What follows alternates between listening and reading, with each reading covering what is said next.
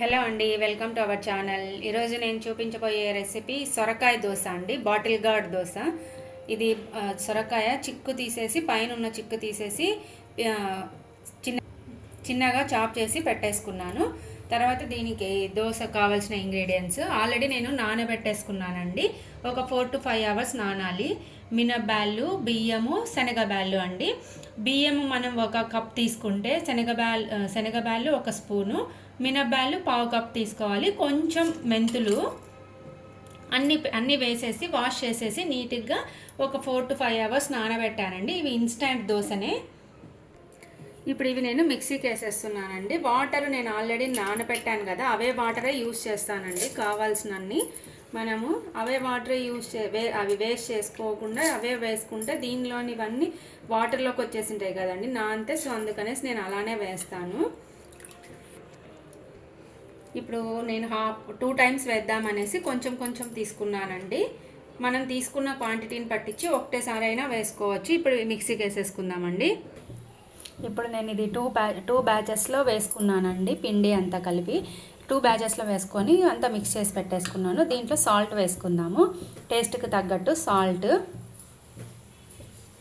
Salt వేసుకొని అంతా mix చేసేసుకుంటే సరిపోతుందండి.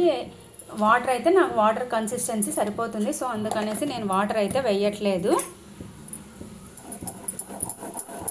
ఇప్పుడు మన దోశ బ్యాటర్ లాగే అండి.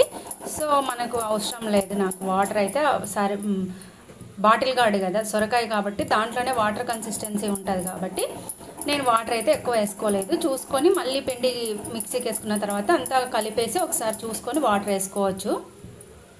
ఈ కన్సిస్టెన్సీలో ఉంటే సరిపోతుంది. ఇప్పుడు ప్యాన్ పెట్టేసి ప్యాన్ ఆన్ చేశానండి. ప్యాన్ వేడైన తర్వాత ఆయిల్ వేసుకొని టిష్యూ పేపర్తో ఒకసారి క్లీన్ చేసి దోశ వేసుకుందామండి.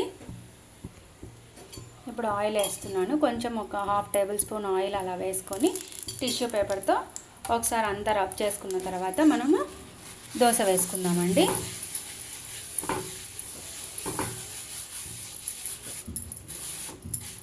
ఇప్పుడు దోశ వేసేసుకుందాం. ప్యాన్ బాగా హీట్ అయిపోయింది. ఇప్పుడు దోశ వేస్తున్నానండి. మనము 2 spoons కావాలంటే 2 గరిటెలు కావాలంటే 2, ఇట్లా మన తీసుకునే దాన్ని బట్టించి మనకు పతిలాగానే వస్తాయి. ఇప్పుడు అంతా వేసుకున్న తర్వాత ఫ్లేమ్లో పెట్టేసుకొని ఫస్ట్ స్ప్రెడ్ చేసుకున్న తర్వాత ఆయిల్ వేసుకొని ఫ్లేమ్ పెంచుకోండి, సరిపోతుంది. మన దోశ రెడీ అయిపోయిందండి. మనము కోకోనట్ చట్నీ కానీ లేదంటే పల్లీ చట్నీ, టమాటో చట్నీ దేనితైనా సర్వ్ చేసుకోవచ్చు. నేనైతే కానీ కొబ్బరి చట్నీ చేశాను.